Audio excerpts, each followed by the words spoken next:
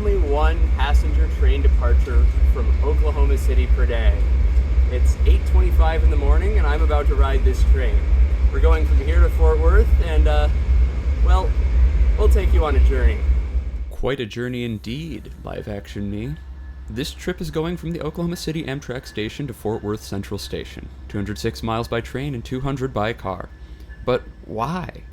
Well, today I will be talking about the environmental impacts of taking the train and comparing them to the impacts of making the same trip by car. For my quantitative impact analysis, I used CimaPro, the same software used by environmental engineers to calculate the environmental impacts of everything from wastewater treatment facilities to power generation to intercity travel. I will be focusing on 3 impact categories in this analysis: contribution to global warming, measured in kilograms of carbon dioxide equivalent, smog, measured in kilograms of ozone equivalent, and respiratory effects, measured in kilograms of PM 2.5 equivalent, a measure of particulate matter. Contribution to climate change is undesirable because it challenges the habitability of many places on Earth.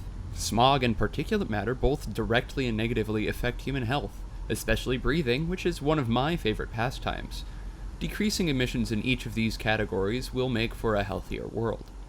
This one-way train trip has a global warming impact of 23.5 kilograms of CO2 equivalent, a smog impact of 2.2 kilograms of ozone equivalent, and a respiratory impact of 32 grams of PM 2.5 equivalent.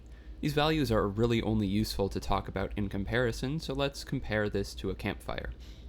According to the EPA, burning 1 kilogram of wood produces about 1.66 kilograms of CO2 equivalent.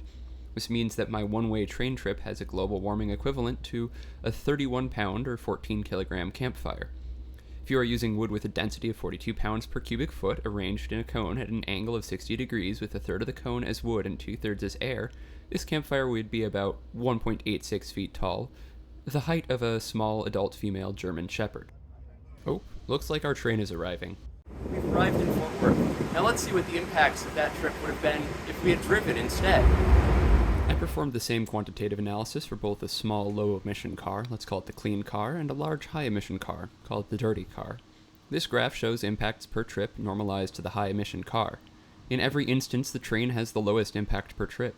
Going back to the campfire comparison, the clean car has the same CO2 emissions as a 115-pound campfire 2.87 feet tall, and about the size of a large male St. Bernard. The dirty car has the same emissions as a 176-pound campfire, about the size of an exceptionally tall Great Dane. Since trains have such a relatively low impact per trip, what if we had more of them so that more people could take the train?